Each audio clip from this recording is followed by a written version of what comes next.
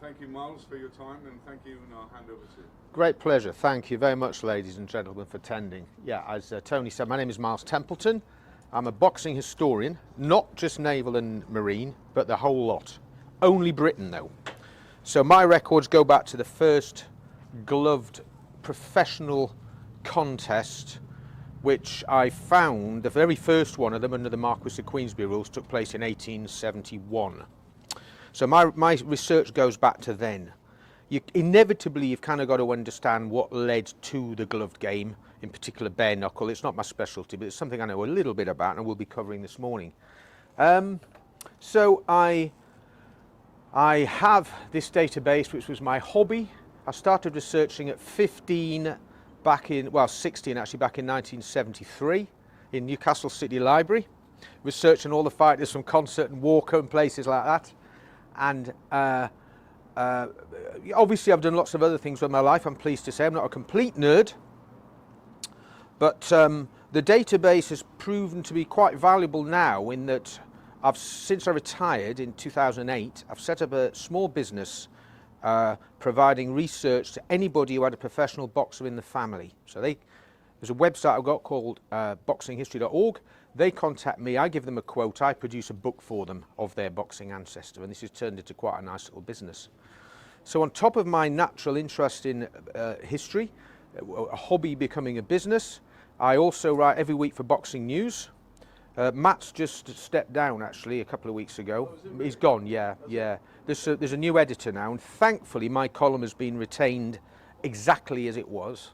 So I produce a weekly column called Yesterday's Heroes, where I talk about any aspect of British boxing from the past. I've got virtual free rein to write whatever I like about. I produce the photographs, I produce the article, and they print it. It's not financially particularly rewarding, as you can imagine, but I do it, I mean, I get paid for it, but I do it primarily for the love of it because I've got such an interest in the subject matter. I also am a representative steward on the British Boxing Board of Control main board. We meet monthly in Cardiff. I kind of joined the board about 10 years ago as a council member in the northern area, and kind of after that became an inspector, then the chief inspector, vice chairman, chairman, and I'm now the area rep and steward in charge for most of the big shows that take place in the northern area, which covers kind of where I live in Richmond up to Berwick and across to Carlisle. So it's mainly Newcastle, Sunderland, Middlesbrough, Darlington. These are the major centres. So that's something else that I do for my sins. So I'm kind of steeped in boxing. It's fantastic when I mean, I know so many fighters and so many of them are difficult characters, but when you meet somebody like John Conti last night, what an absolute, good morning, what an absolute gentleman John was when I spoke to him, and what a deep thinker, and and when I meet people like that, these were my heroes when I started out 50 years ago researching this sport. John Conti really was one of my absolute heroes. It was wonderful to meet him again last night, and last night I was very lucky to talk to him in depth, which first time I've been able to do that. So thank you for inviting me to this event and giving me that opportunity. So that's kind of my background. As I've said, I cover this sport really from 1871 up to and about 1980. History to me is, 1980 to me isn't history. It seems so recent, and yet it isn't, is it? It's 45 years ago, 44 years ago. And a lot of the lads I know, Paul for instance, you were boxing, you were a good fight in 73, 74, weren't you? You're getting towards the kind of end of my era. 70s I kind of bow out a bit. So forgive me for explaining that this morning I will be covering how boxing started, and in particular how that led to the naval interest and what happened as a direct result of that. There will be quite a lot of slides to see. I apologise for these dots on the screen. I'm told that's the screen and there's nothing I can do about it, but we'll put up with it. They'll all have these dots on. Forgive me also for getting the wrong date on there. At the bottom there you see it says May the 12th. That's tomorrow. So that's me. Right, so I'm going to... any RAF lads in? No, okay. Not at them. They might show up. There's a couple of slides here which gives a little nod to the RAF, but primarily this is about the history of naval boxing.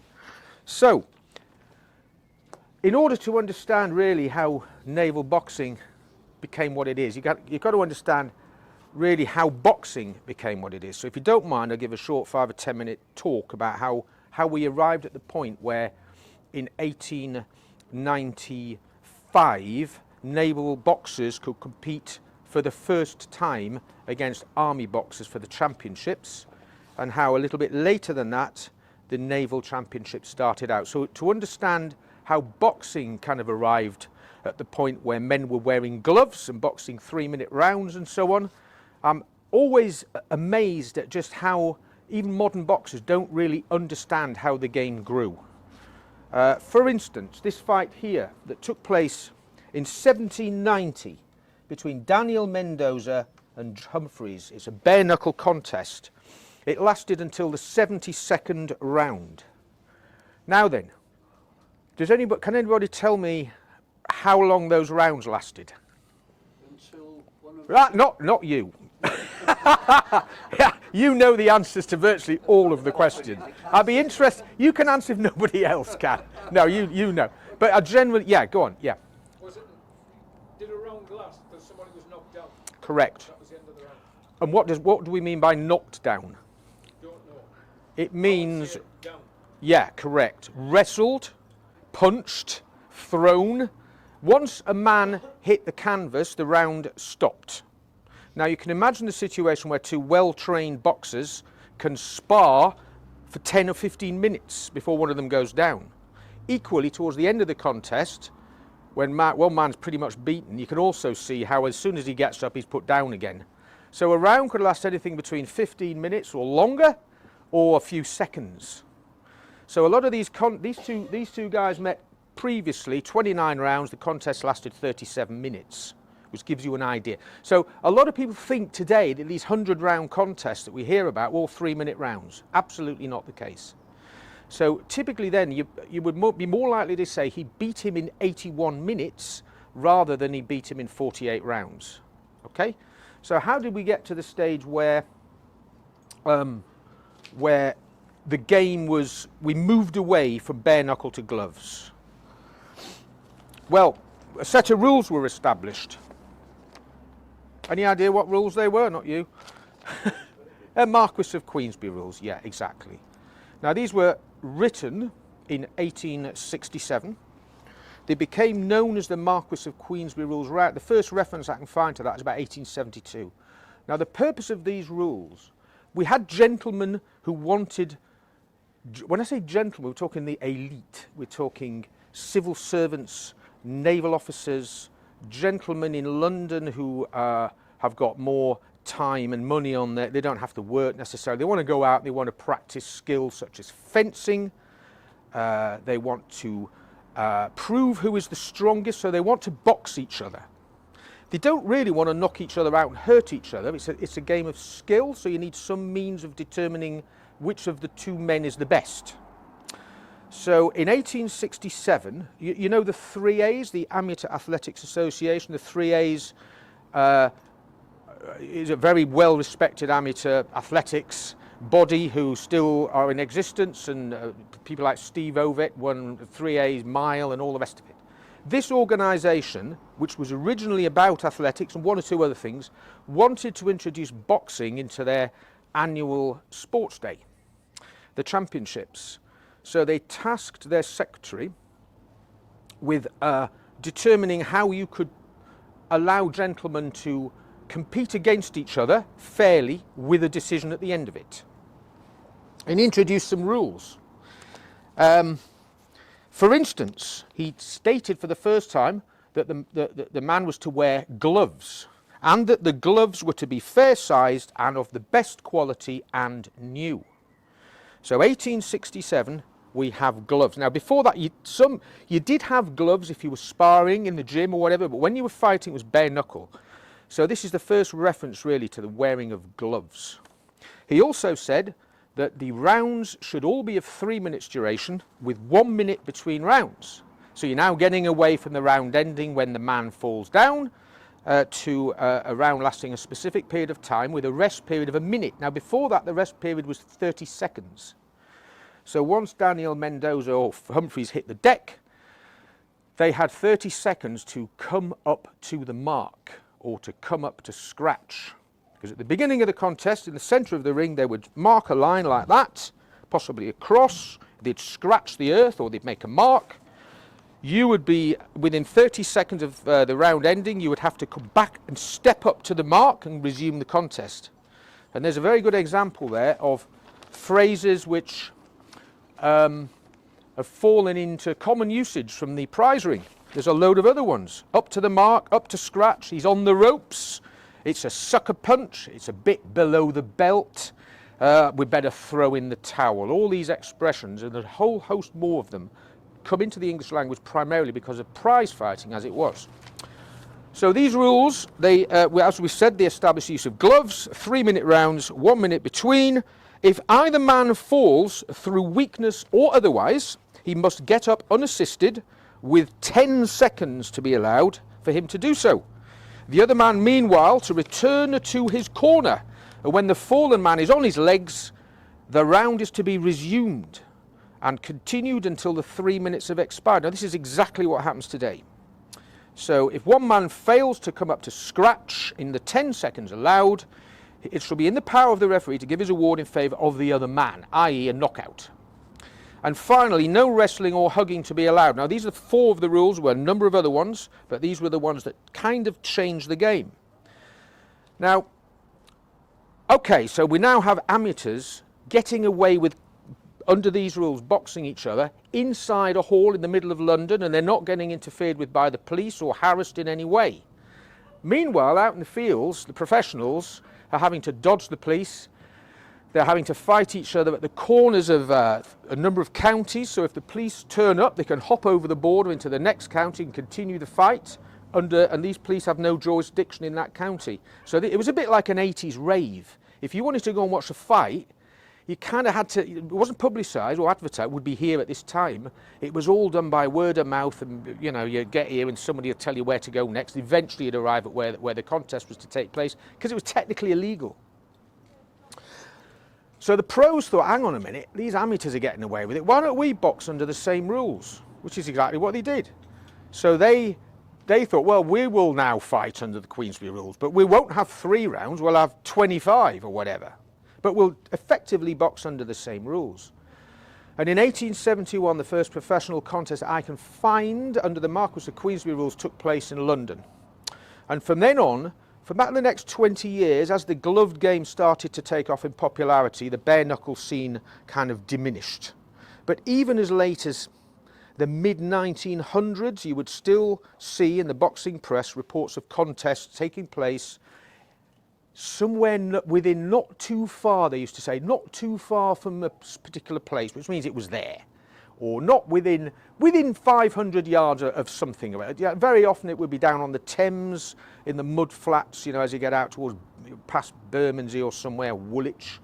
They'd put a ring up there and it would be a bare knuckle fight. This still happened, but primarily the game had moved to gloves really by the 1890s. So, let's move on.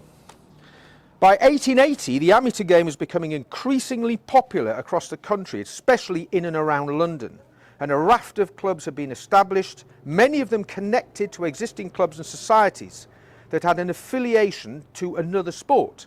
So an amateur boxers would box for the Thames Rowing Club or the German Gymnastics Society, or the armed services such as the London Rifle Brigade or the London Scottish Rifles and so on, civil service, various universities and so on. And this is what this gentleman represents here. He's actually from slightly later, but you can see a vest. Although he's got bare knuckles, this is a publicity, he wouldn't put his gloves on for a publicity shot. It's amazing how many people contact me with a photograph of their granddad from even the 30s with bare knuckles, and they think he's a bare knuckle fighter. He just went along, got his picture taken, and he didn't bother putting his gloves on. So here we see a contest taking place within a hall in London in 1900. This is a place called Wonderland, which was the most important venue for the working man in London at that time, and it hosted some huge contests. It burnt down in 1911, but as you can see, there's a ring erected, there's people there, there's an advert gone up saying what time it starts. It's all organised, it's like a modern event, and the police aren't going to turn up and say you can't do it, even though boxing at that stage was still technically illegal. But the fact that they were wearing gloves and there was a referee and you scored points and the objective wasn't to knock your man out, but to win the contest. You may stop him, you may knock him out, but you could win on points. So it was considered to be kind of a spar that led towards a contest rather than a fight, which is why the police kind of backed away from it. And here we'll see a contest that took place in London in 1909, I think that is. Let me get Jimmy Britt, a British fighter, sorry, an American fighter against Johnny Summers at the Memorial Sports Ground in West Ham. This is where West Ham Football Club started out before they moved to Upton Park. This was the first big open-air event that took place since the introduction of the Queensberry rules 40 years earlier. This is the first big outdoor contest, 1909.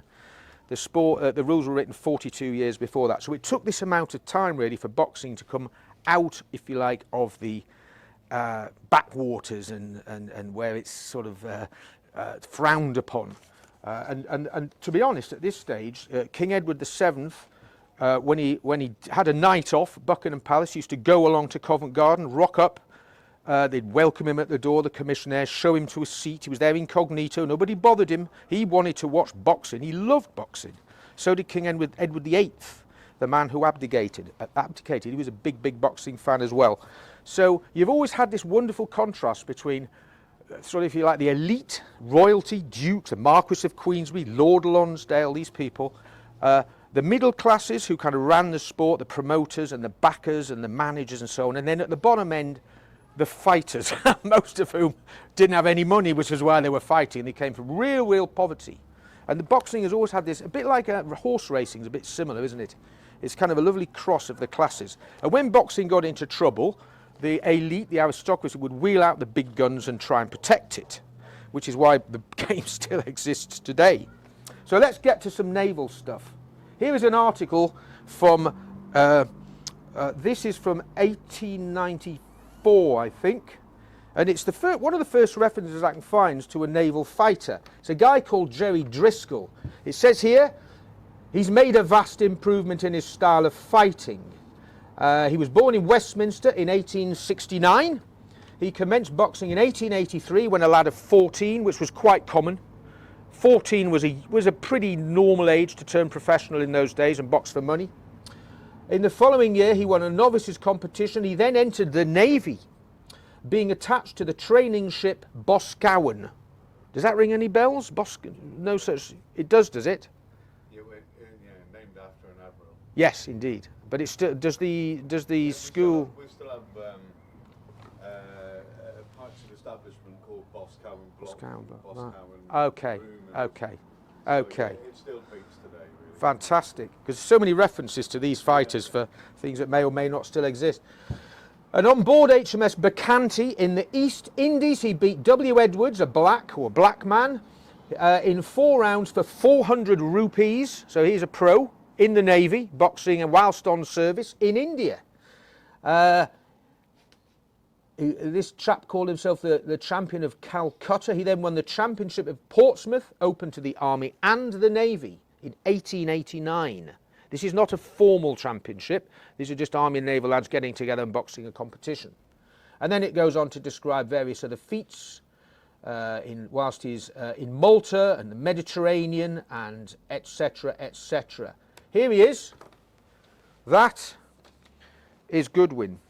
Sorry, Driscoll, Jerry Driscoll. He finished boxing 1904 and he boxed for the English 158 pounds championship as a professional, I think at the back end of the 1890s. So he's a pretty decent boxer and one of the first good ones to come out of the Navy.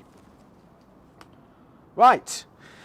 Now, the Army instituted formally their boxing championships in 1892 and it's been run ever since. For the first 3 years, they limited it to themselves, but in 1895, they invited the Navy to take part. Now, at this stage, the Navy don't have their own championships, but the Army have brought them in and to now compete for what was known as the Army and Navy Boxing Championships, 1895. It's the first time they were invited. There were 3 weights at these champions. Can anybody guess what those 3 weights might be? Flyweight. One's right. Heavyweight. Lightweight, exactly. You've got light, you've got heavy, and you have a middle.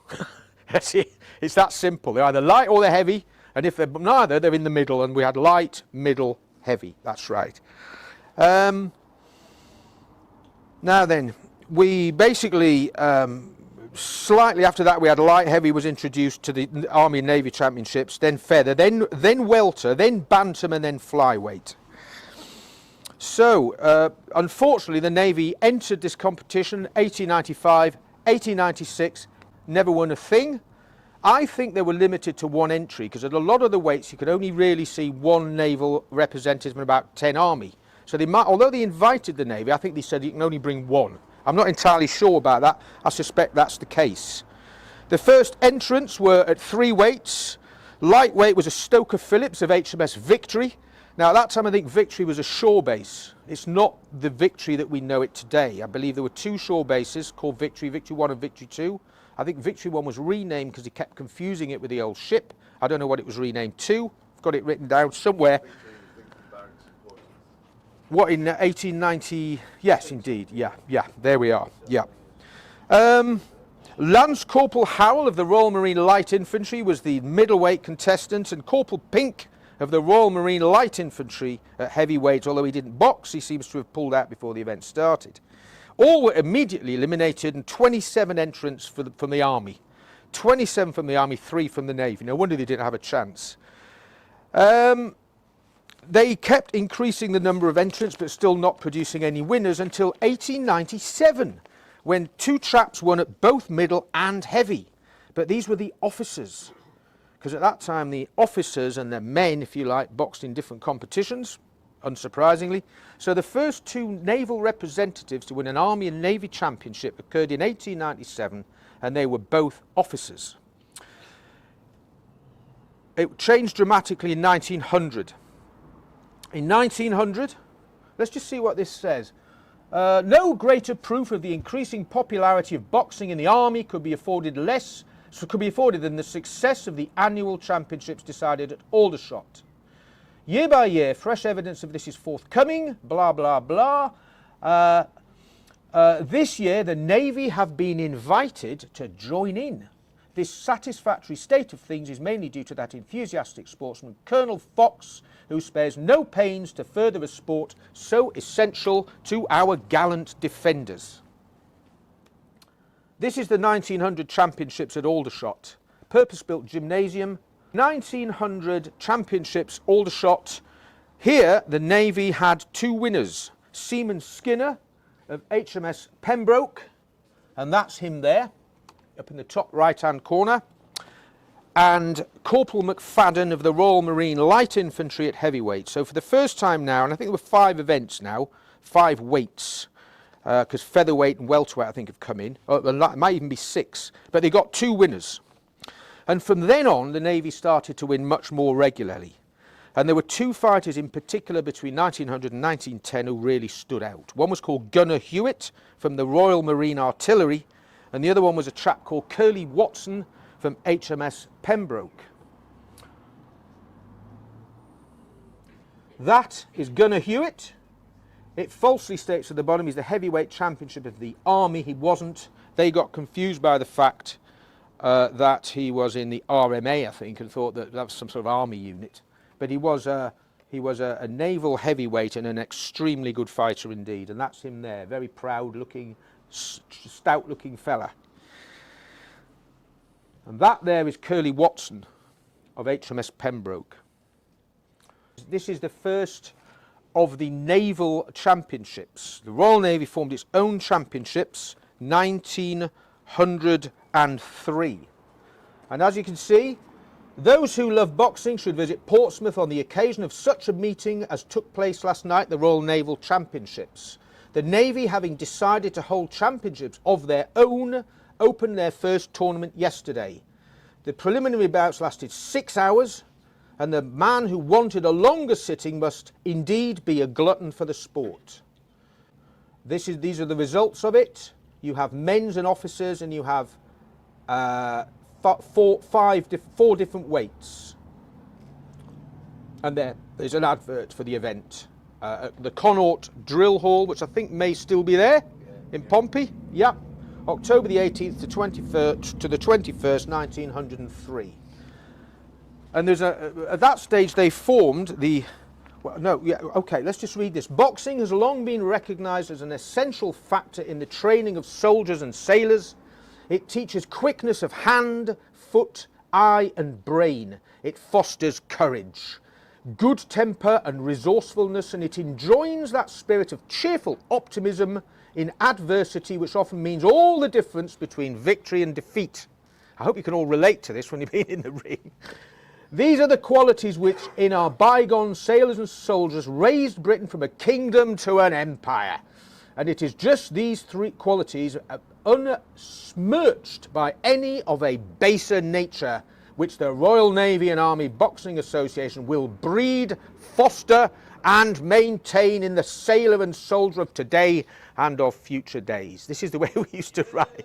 This announced the formation of the Royal Navy and Army Boxing Association in 1911. And in 1911, for the first time, the championships were hosted by the Navy, because up until that stage, from 1895 right the way through to 1910, it was always in Aldershot. In recognition of the Navy's increased dominance, if you like, in the association, putting them on a par with the Army, and the creation of this association, they decided, okay, let's give the Navy the championship. So that year they were held in the Connaught Drill Hall in Pompey, which is on Stanhope Road. Is that right? You must all know Pompey, surely. Yeah. Right, okay. It was the first event hosted by the Navy, and they didn't get any winners. Nor did they get any winners in 1912. Nor did they get any winners in 1913. It was still heavily dominated by the Army at that stage. But in 1914 they won at both lightweight and at welterweight. This is quite good. This is from the first report of this event in 1911. I rather like this. It's talking about the first championships held in Portsmouth must go down to history as one of the most remarkable on record. The attendance was perhaps slightly disappointing, and it mentions that over a period of the 4 days, 12,000 people paid at the gate, which I don't think is at all disappointing, but they obviously viewed it as such. The orderly character of these gatherings was truly astonishing. Of course there was military discipline strongly in evidence, but then one does not expect the average civilian to be always overawed by this. Yet in spite of some of the most ghastly decisions ever rendered, there was no tumult and scarcely any booing. In fact, we can only recall one very faint ebullition of the latter. The crowd was asked to confine all vocal and other demonstrations to the intervals and obeyed. Truly amazing. It was true that the building rocked with laughter during some of the officers' bouts, and especially during that between Lieutenants Lester and Rowling. Nothing funnier than that bout has ever been seen anywhere. And I think it was the case that the officers generally were of an inferior standard. They were probably still boxing of the amateurs of the 1880s, whereas the men, all of the men in fact who took part in these championships, were seasoned professionals. They were not amateurs. Virtually every naval boxer who won any sort of title like this at the time would have been boxing for money all around the country, Curly Watson being a very good example, and Stoker Hewitt. Now, we've got a number of pictures here taken from the Mirror of Life in 1904 showing various naval fighters. Can you see that clearly? You all see that relatively well? Charlie Stoodley of HMS Victorious, a bantamweight. It's amazing how many times you'll see the second kneeling down admiringly next to his boxer with a towel over his shoulder. It's just the way they seem to do things. Seaman Duran of HMS Ariadne, very, very good fighter he was. He was a petty officer. T. Spratley of HMS Cambridge, ex-featherweight champion of Malta. He wouldn't, of course, be the champion of Malta. He'd be the champion of the naval, whoever in the Navy was based at Malta. So he'd be the naval champion of Malta, if you like. There's a number of references to fighters on that basis.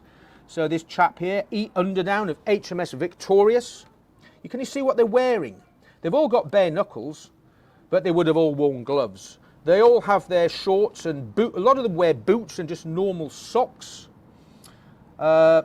Leading Seaman Turner of HMS Excellent, Sailor Tipper of HMS Porpoise, who is, here we have W. Kingdom of HMS Canopus. Of course, the Navy then, there were so many ships, weren't there? Probably 400 or 500 ships, I would have thought, in that area at this time. Probably more. Sir Bant Shackley of HMS Espiage, now serving on the China station. And Gunner Campbell of HMS Bacchante on the Mediterranean station. And one from the Vindictive, a chap from the Venerable, also of the Mediterranean station. Moriarty of HMS Vindictive again, and so on. The heavyweight champion of the Mediterranean, this is Mr. Repper, and there he is again. And here's one taken on board ship. You can see in the background there's a chap peering through, and he's obviously on deck. And this is, in fact, I think this is the same, I'm pretty sure that's the same, taken the same day, and it's the same ship. And it's on board HMS St. George, and there's a group there, the fighting crew of on board HMS St. George. One there again, which isn't quite such good quality. No names there, but they are lads from HMS Blanche on the South Atlantic station, and as you can see, they're boxing on a ship. And that's the one that isn't such good condition. But again, two naval boxers on board HMS Spartan. Right.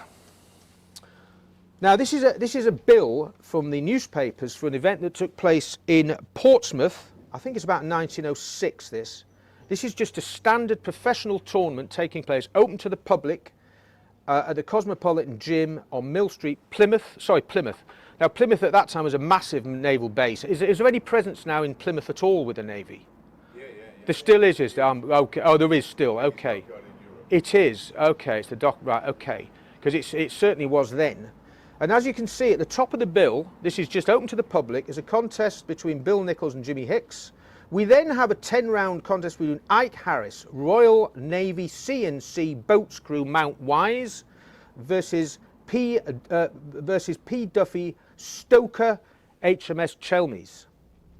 We have Heathcote of the Rifle Brigade against another chap from the Rifle Brigade. We then have Skye Turner of HMS Indus versus Stoker Dean of HMS Cumberland. So these bills are being made up of servicemen. And as I stated earlier, these lads who were on these ships going all around the world, winning these championships, were all boxing for money. All around the country and earning decent money.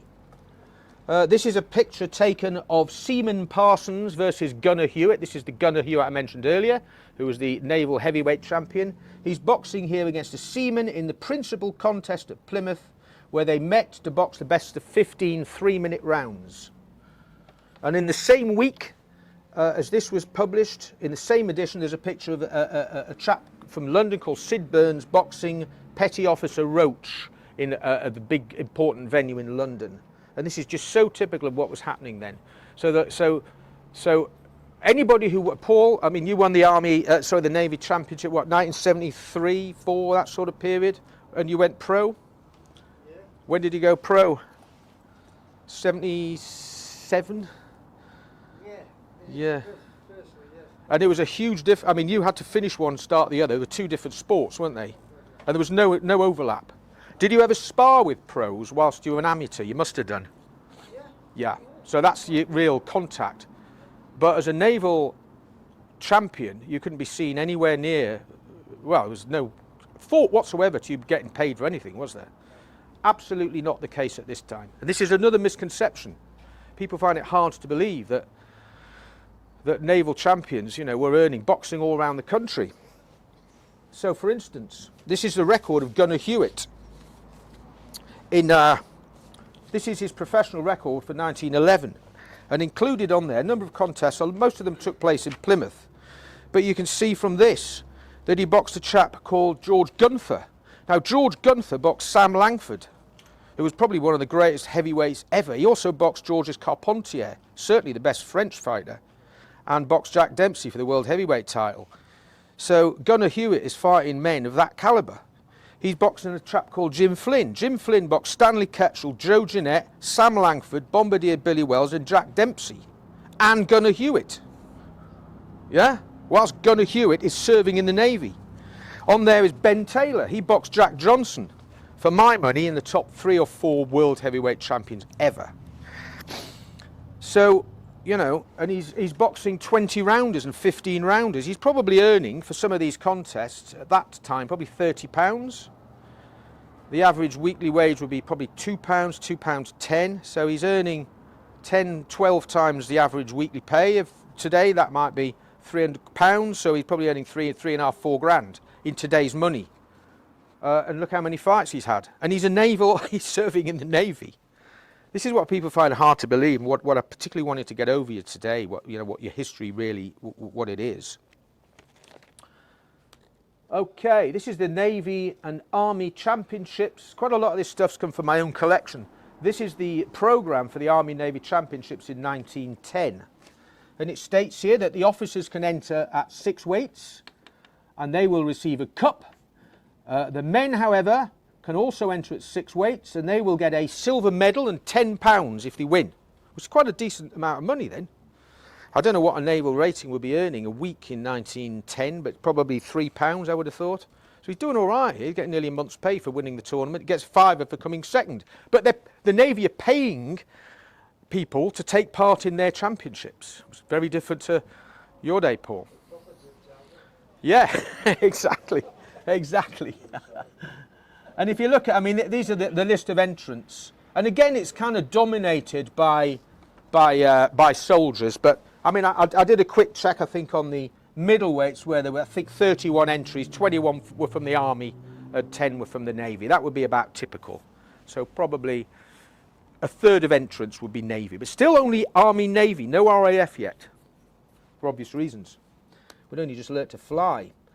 This is a photograph of the 1909 event. This is the officers' middleweight title. And one of the officers, Lieutenant Crawford, is resplendent on his back, whilst Captain Lindsay, who, what a gentleman Captain Lindsay is, he's gone to a neutral corner. You didn't have to in those days. You could just stand over your man, wait for him to get up, and then knock him down again. But good old Captain Lindsay's doing the honourable thing. As you can see, there's 2 ropes. It's not dissimilar to that drawing earlier on that I showed you from 1900. It's the same venue. It's a lot of public there. There's a lot of flat caps. There's a lot of people attending these events. So they're paying public. They love to see Army Navy boxing because you always got a great fight. A bit like today, an area title fight will bring out the best in 2 boxers. I see it all the time. They're so competitive. And Army v Navy, I mean, there was hell to pay and the public loved it. And promoters milked that. Here we have the toffs at what was known as the Pelican Club in the late 1880s. They ran the sport, but subsequently by 1891 we had the National Sporting Club in London came into existence, and this was the place where boxing was pretty much administered from. This was where the king used to turn up. Building's still there. It's a shoe shop, I believe now. The building's still there. Inside, there's the ring and the gallery, sat about 1100. And here is a picture in the ring of 2 fighters. One of which is Seaman Arthur Hayes of Hoxton. The other one of which is Jim Driscoll, and this is for the British featherweight title. Arthur Hayes is on the left. I'm just going to ask a basic question. Anybody can make any observation apart from you.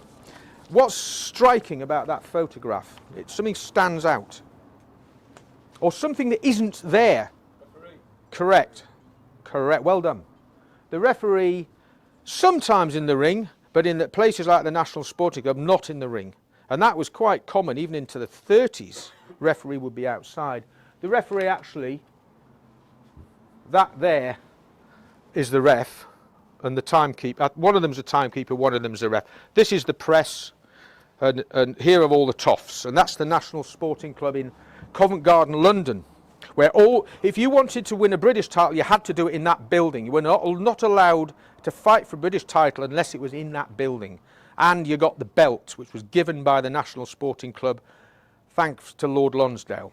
And those belts still exist and are highly sought after. Unfortunately, Hayes ended up like that on the left, and Driscoll won the fight. And there's another shot of it. you get the general gist of what boxing was like. Gloves, quite big gloves, but in those days you'd box with 6-ounce gloves would be normal. You could agree to box with 4, and there were even instances of people boxing with 2-ounce gloves. Now today the minimum is 8, and if you're above welterweight or welterweight and above, it's 10. So, and if you're sparring, you're probably using 12, 14 or even 16. So imagine what a 6-ounce glove felt like as a heavyweight. But that was normal, 6 ounces, and as I say, sometimes 4. If you look a bit big, they were made of horsehair, not like today's. And you could pull the horsehair back and get the knuckle out, and you really make them into real potent weapons. Right then, that's the same club. Very quickly, that's Tommy Burns, a world heavyweight champion, defending his title in the ring at the National Sporting Club. Lord Lonsdale is sat here. That's Lord Lonsdale, and that's the referee, Eugene Corrie, and the timekeeper just, you know, watching the thing as the boxers are coming together prior to the contest. So that's how him. And that night, the King wanted to be there, but he couldn't be, and he insisted on the result being phoned through by the proprietor of the club, Peggy Bettinson. No, right. I'll just tell you briefly. Right, okay. I'll cover that now. He wanted to know the outcome, and he had to make a telephone call to Buckingham Palace as soon as the fight was over. He wanted to be there that night, couldn't be. What happened with the NSC was it kind of folded in 1929 when the board took over administering the sport. It was revitalised in the 50s, and then in the 60s and 70s there was a lot of boxing there, and that was the Café Royal on Piccadilly. It was the same name, different building. National Sporting Club. Right then, here is the National Sporting Club programme for 1914, and you will see that over the course of this month, which I think is June, sorry, there is the Navy and Army competitions taking place. This is their own this is not the Navy and Army Championships, this is the National Sporting Club. They held a competition every year for Naval and Army lads. And they are saying here that the winner will get £9 and a silver cup, and the runner-up £4, and the losing semi-finalists £2 each. And they are going to take place over the course of Thursday, Friday, and then the Monday evening in 1914, prior to the outbreak of the First World War. Meanwhile, these are all taken from the Edwardian era. These are reports that took place in the boxing press, and it mentions here that on board HMS Revenge, the boxing entertainment took place on the 19th, promoted by the Canteen Committee. First item, second, there's a top of the bill fight there, I think it's 6 or 10 rounds. And that contest took place on board ship, as indeed did this one on board HMS Terrible. Boxing and wrestling tournament. So boxing was promoted and people fought for money as naval ratings on board their own ship. And people went along to watch it. The results were reported in the equivalent of boxing news. I mean, you just couldn't imagine it, could you? Yes? Sorry?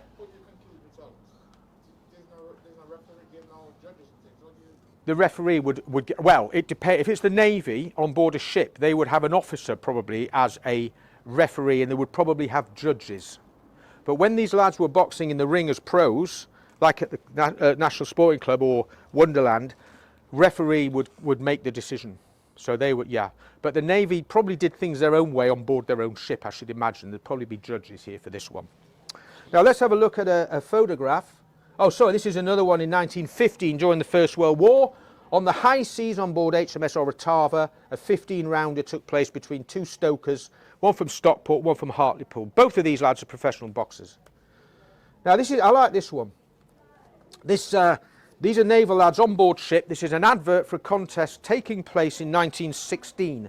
It states here that this is a great, I think there's a bit of a, don't take this too seriously. It's a great 40-round contest between Harry Jewell, the self-styled bladderweight champion, record got none.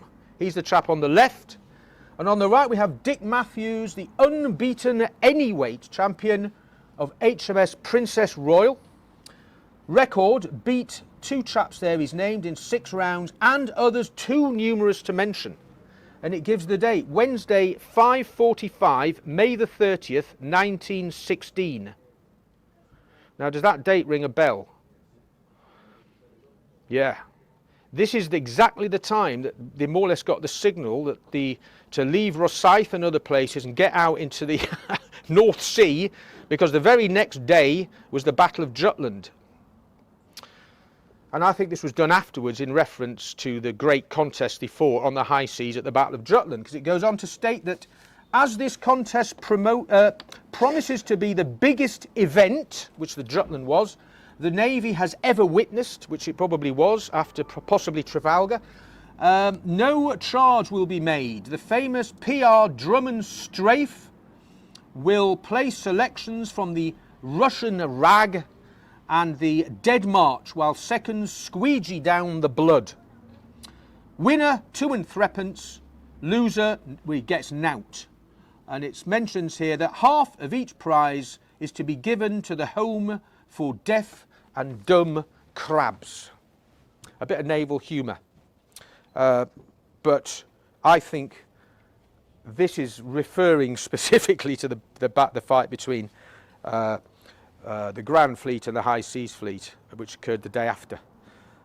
So that's a photograph of what goes on board ship during the First World War. Here is a chap who won the Victoria Cross and was a naval boxer, the late Seaman Albert Edward Mackenzie of HMS Neptune, who took part in the Zeebrugge raid, and it refers to him as a naval boxer who won the Victoria Cross. He's the only one I'm aware of. Here is a contest taken on board ship. This blurb on the left here is looks to me like a 8-inch gun or something, isn't it? And then you've got the ring erected, boxing taking place. You can see all the matlows looking around watching. I think this chap's probably an officer, maybe judging it, I don't know. But that's a boxing contest taking board. I don't know what the ship is, I don't know what the date is, but it's a fascinating picture. There's another one here, again on board ship. You can see the officer there judging it, no doubt. There's all the lads behind him, a few rows back. That is another photograph of a ring erected on board a warship in the Royal Navy, sometime I would suggest between 1910 and 1920, possibly during the First World War. Another photograph here of a tournament that took place. I've no idea where this is, but here you can see clearly naval boxers. All I know about this photograph is it's naval boxers. That's all it says. And here is the same place. It seems to be, well, you can see what the ring's like. It's on Earth. There's obviously been quite a lot going on in there because there's no grass. There's 2 ropes, and there's lads there. And it's exactly the same event as this one. You can see from the towers. But I'd love to know where that was. It'd be somewhere probably near Plymouth or Portsmouth. Naval lads boxing in the open air, just for the sheer hell of it. It's Portsmouth. It is. How do you know that? You see Portsdown Hill in the background. Well, there we are. Thank you. Gasworks was at Hilsea in Portsmouth. Well, there we are. I didn't know that, and thank you. It's unmistakable. You can only answer questions you're not asked, because you're very good. He's good, isn't he? He knows his stuff. It is Hilsea, is it? Okay, brilliant. Now, at the end of the First World War, this is quite interesting. There was a tournament called the Victory Tournament held to celebrate the fact that we'd won the war, and representatives from the United States, Australia, Canada, and Great Britain and a few other places put teams in and boxed each other over 3 3-minute rounds at the Royal Albert Hall. So ultimately you had a list of winners, and each team got a number of points for how successful its boxers were, and the Navy therefore competed against the US Navy and the British Army and the Australian forces and so on and so forth. This was a massive event held over a number of days, and it celebrated victory. And amongst others that competed, Jimmy Wilde, probably the greatest flyweight of all time, he won at his weight. Bombardier Billy Wells, Johnny Basham, there were a number of world champions took part in this tournament. Now, if you go and look at the Ring magazine, they will tell you that the second greatest middleweight of all time is Harry Greb. You've heard of Harry Greb? American fighter, 1920s. People say he's the best pound-for-pound boxer ever. I don't know how they know that, because no footage survives at all of Harry Greb in the ring. He was a brilliant fighter. BoxRec rate him number 5 all-time pound-for-pound fighter ever in the history of the sport. He's up there with Hagler, Leonard, Ali, you know. IBRO, the International Boxers Research Organisation, of which I'm a member, have him at number 2. Now, he entered this tournament at light heavyweight. He was probably a middle at the time, but he entered at light heavyweight. And he came up against a chap from the Royal Marines called, let me get his name right. Well, his name was Sergeant Ring of the Royal Marines. Sergeant Ring had only had a few naval bouts. He ended up being drawn against Harry Greb in this tournament, in the quarter-final. And Seaman Harry Greb of the Royal Navy was seen entering the ring again, and we looked for more sensations because he blitzed his man in the first contest, and we got it in quite an unexpected form. For Sergeant W. Ring of the Royal Marine Artillery, who no one's ever heard of, was his opponent, and as everybody who is anybody in the boxing world knew, not Ring, I'd never heard of him, his early defeat was expected. This time Greb was careful to shake hands in our style, because he didn't in the first fight. he just walked over and started hitting him, because it was traditional to shake hands before. However, he found his man's left glove always in the way and couldn't make it out, for this sailor was an awkward-looking son of a gun, and not the least bit of a boxer to look at. Things were worse still for Greb in the second round, both eyes beginning to assume a shade because of Ring's left-hand visits. It so confused the Yank that he forgot the English style of handshake when the third bell rang, but he pulled the blow back in time and apologised afterwards, fighting like a demon to counteract Ring's left leads. The RMA won a very popular victory indeed, as Greb had been served up as one of the hot pots. Now, this is a chap from the Royal Marine Artillery, not had much experience, fighting arguably one of the greatest fighters ever and beating him. Now, if you go on to Wikipedia and look at Greb's record, this isn't on there, and it should be. This was a legitimate bout, professional contest under the proper rules over 3 3-minute rounds as part of a tournament. All the other lads who boxed, Jimmy Wilde and so, it's on there. The Yanks don't like the fact Greb lost to one of your boys. I've seen somebody describing the result as controversial. It wasn't in the least bit controversial. Greb got outboxed. Ring then goes forward to the next round, wins his contest, and he's now in the final. And the man he's meeting in the final is a reigning world middleweight champion, a guy called Mike O'Dowd. Great fighter, again, and Ring goes the distance with him to lose on points. So he boxed Greb and O'Dowd, whilst in the RMA, no one's ever heard of him. For me, he's one of the greatest naval boxers because of that. And he was a naval champion in 1919 and 21. And this is the only picture I've ever been able to see of Sergeant Ring. And that is the team of the Royal Navy in the 1918 victory tournament. And this here is Sergeant Ring. And he should be fondly remembered by anybody who's got any connection to naval boxing. The overall result of the tournament is here. And this is the results over a period of days. But at the end, the shield was won by the British Army, followed by the US Army, followed by the Royal Air Force, and in fourth place with the Royal Navy and Marines. And amongst the people who boxed, as I said in this tournament, Jimmy Wilde, Bombardier Billy Wells, Johnny Basham, Joe Lynch, world champion, Pal Moore, world champion, Joe Beckett, British heavyweight champion, Richie Mitchell, Mike O'Dowd, Harry Greb. This is a serious quality competition. And Ring, for me, is one of the best naval boxers, totally and utterly forgotten about today. And it mentions here that in the finals, it was shortly before the bout between Jimmy Wilde and Joe Lynch that enthusiasm was caused by Admiral Sir David Beatty putting in an appearance at ringside. In an instant, everybody was standing up and cheering wildly, and nothing more in the way of boxing was done until the great Admiral had complied with the demand for a speech. This, of course, is Beatty, along with Jellicoe of Jutland fame. Right. Moving on, and I'll move on quickly now because I don't want this to go on forever. Here is the first, well, Curly Watson was the first British champion. I mentioned him earlier, the great naval boxer of the Edwardian period. Curly Watson unfortunately died in the ring as a result of a contest. He probably had about 170 bouts, professional.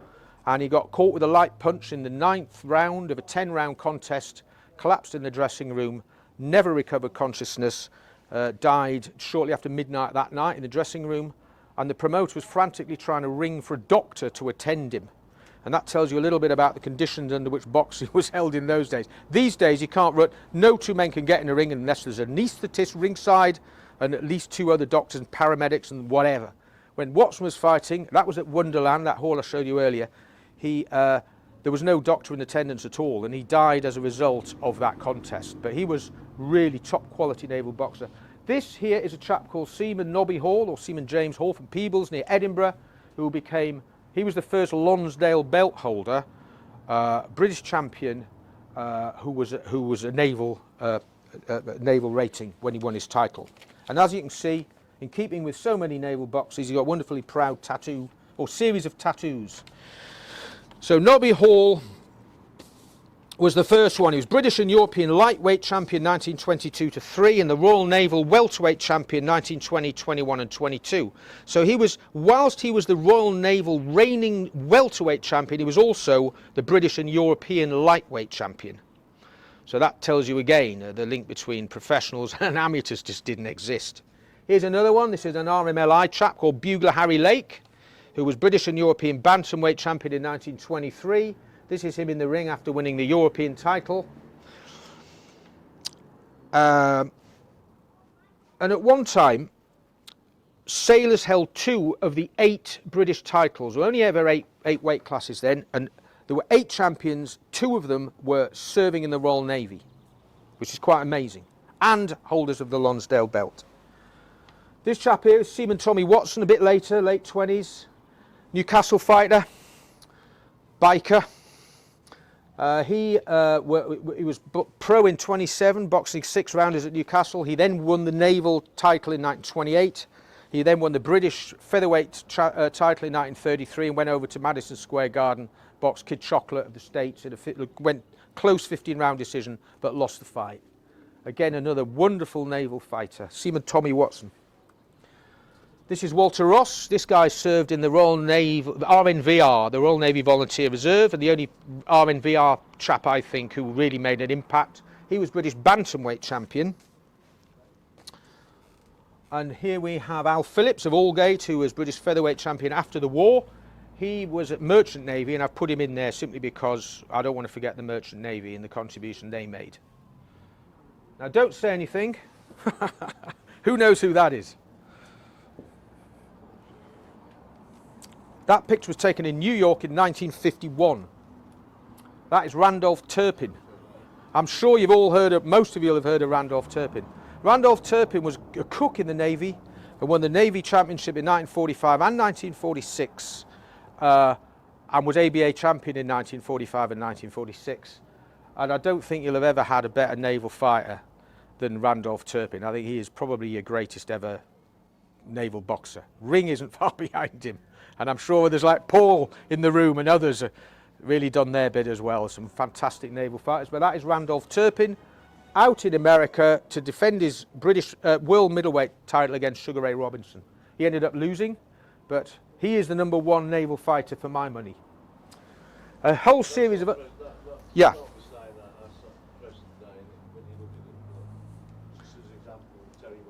Yeah. Terry again, brilliant. Absolutely. Absolutely. And undefeated. Is he here today? Yes. Brilliant, yeah. What a fighter.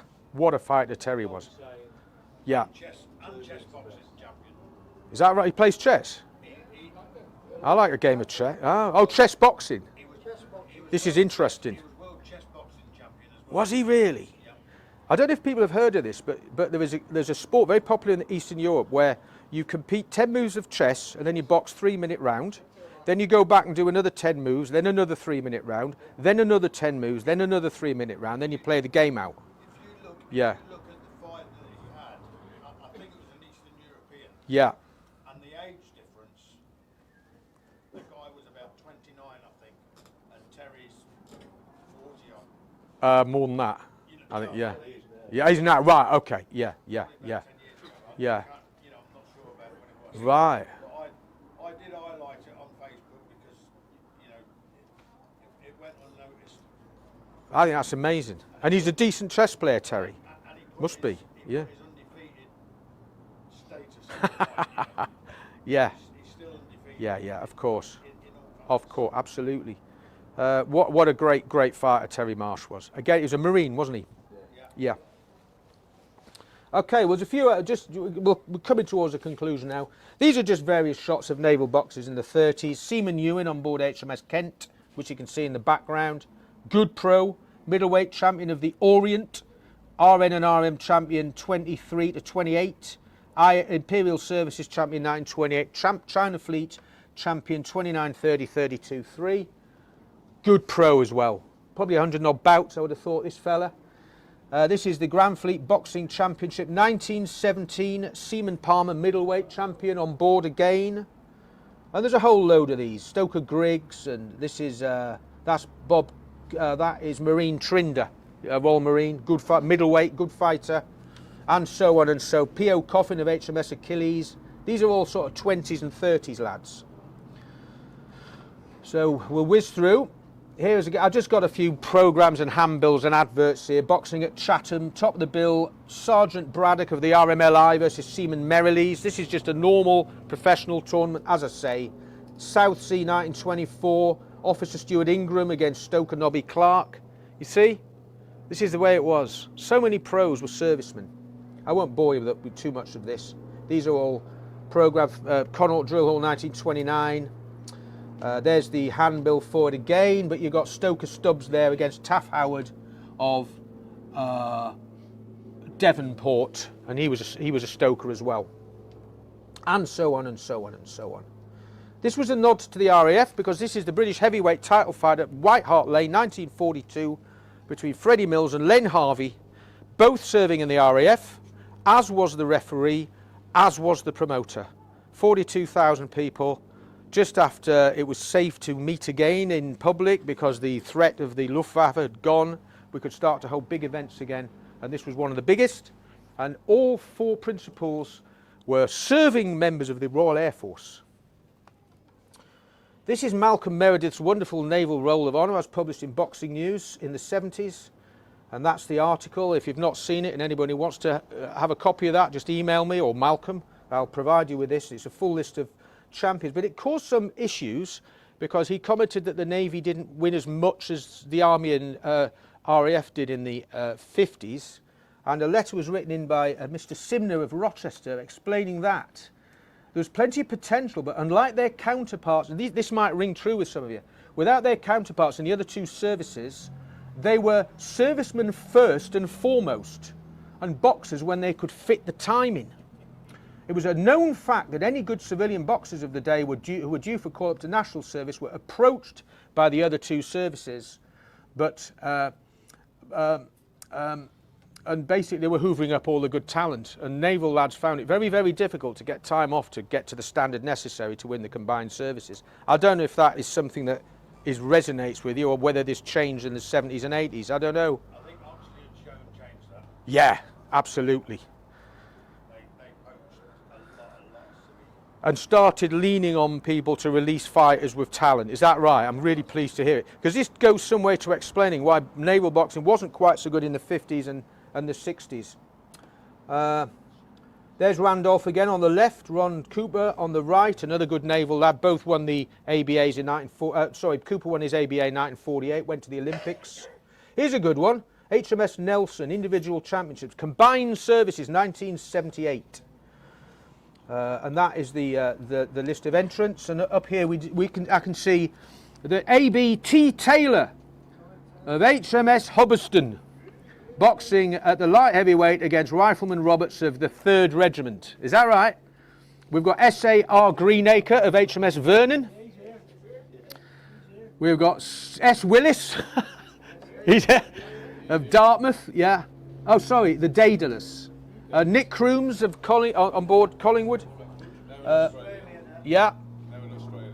In Oz, is he? Went to Australia, joining his Australian SAS. Oh, right. Good on him. Good on him. Wow. Good on him. We've got Les Scott of HMS Dolphin. Wayne Green of HMS Ajax. T Marsh of the Royal Marines. That's lightweight. We've got GS Floyd. Oh no, wait a minute. There's RAF lad there. We've got Chance of HMS Defiance. Hopkinson of Vernon. Yeah. Marine Roberts of 40 Commando. And O'Driscoll of HMS Intrepid. He is he? Brilliant, brilliant. So this is the ABA quarterfinals 1983. And again we have here Ferdinand of the Royal Navy. Now I'm on the British Boxing Board of Control, as you know, and our vice chairman is a guy called Guy Williamson, who boxed Bruno. And I mentioned I was doing this talk, and he asked me to ask, because he'd love to get in touch with me. He said, "Where is Ferdinand these days?" I said, "Well, some of the lads might know, because he's desperate to get hold of him." Ned Rawlins is in touch with him. Ned Rawlins was the guy Williamson beat in '85, having lost to Ferdinand in that, and he wanted to get in touch with Ned as well. Yeah. So if it's okay with you, I'll put Guy onto you. He's such a lovely man. Yeah, I'm in touch with Ned, yeah, regularly. Oh, brilliant. He was going to come here today, but couldn't make it. Right, okay. If you don't mind, I'll put Guy onto you. That'd be really good. So, yeah, thank you. And then just to conclude, I've got various reports and boxing news from the 50s right the way through to these are the Royal Naval Championships as reported in Boxing News each year. Anybody wants any copies of these, you just get hold of me on the internet. You'll find my email address and I'll more than happily provide them to you. We've got... Can you just go back to Yep. Peter Bose? Yeah, So Tough for Vote. This is 1973. Peter Bose is a member of this association. But Right. But due to various reasons, he lost his wife. Okay, so okay. He's not really a reunion man, but he No. sends everybody their loving best wishes. There we are. He's one of the greats, Peter Bose. Was he? Was he? Yeah. And he was a coach. He was a coach along with me to Tony Oxley in the late Right, 70s. 70, yeah. Tony Oxley's son, by the way, is Sean. He's here. Oh, right. He may Excellent. seem resemblance, Excellent. He's the most successful coach the Navy's ever had. Absolutely, absolutely. I'm just going to, two things I want to conclude with. One is, since the Second World War, there's been 18 Royal Navy lads won ABA championships. There's one of them. Paul won in 74, like welter, whilst an AB is able-bodied seaman. AB seaman, yeah, yeah. Any others? There's 18 of them. Terry Marsh, 78 and 80 and 81, whilst a Marine, yeah. Tony Oxley, 1970, leading stoker, leading seaman, bantamweight, 1970. Tony Oxley, yeah. Edwards twice. Mark Edwards, 88 and 91, twice, yeah. Randolph Turpin. We mentioned earlier to Rod, Ray Dryden, Alex Hamilton, Maxie Smith, Johnny Wright, Ron Coop, Peter Messervy, yeah, Messervy, Brian Schumacher, and we had one only last month, didn't we? Yeah. And that was a chap called Kyle Shaw-Tullin, who I believe won at light heavy. Your weight, Tommy. Yeah.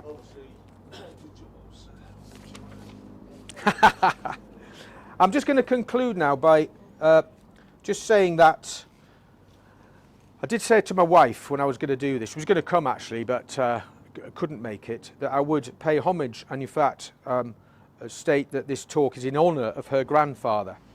That's Thomas Eagle. My wife was called Kerry Eagle. This is her grandfather, Thomas Eagle. He served on board HMS Southampton. That is HMS Southampton. He joined the Navy in 1909 and he lasted until 1921. He initially signed for 5 years and then re-signed for 7. And of course, 1914 was his 5th year. He re-signed slightly before the outbreak of First World War. He was then on the Southampton, where he in fact remained for the remaining 7 years. This ship, the Southampton, he was a stoker. He was a leading stoker, in fact. This ship, the Southampton, was a light cruiser. It served at Heligoland Bight in 1915, at the Dogger Bank in 1915, and at Jutland in 1916.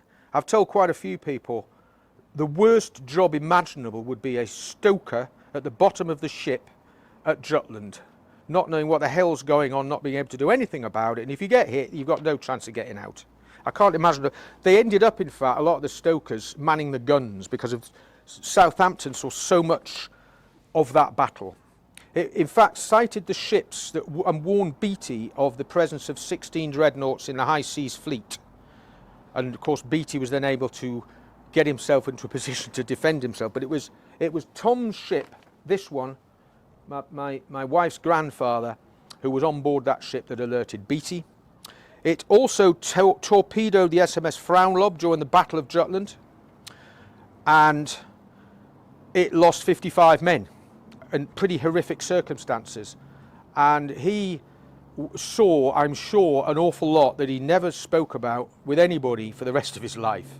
He really didn't talk about Jutland with his son, my wife's father, but he in my opinion went through hell, really. That battle must have been. And I did want to say today that to my wife that I would dedicate this talk in his memory, as he really saw some serious action while serving in the Navy. And just my own, and it's a shame there's no RAF lads here, because my own grandmother's brother died 7 weeks before the end of the First World War, while serving with the Royal Air Force as a man of 18, whilst with the #1 School of Navigation and Bomb Dropping at Salisbury Plain, and his plane came down and he didn't survive the crash. I think there were 2 of them in it, and they both died. So again, I'd just like to, in honour of the RAF, record his memory as well. But there we are. Thank you. Thank you very much.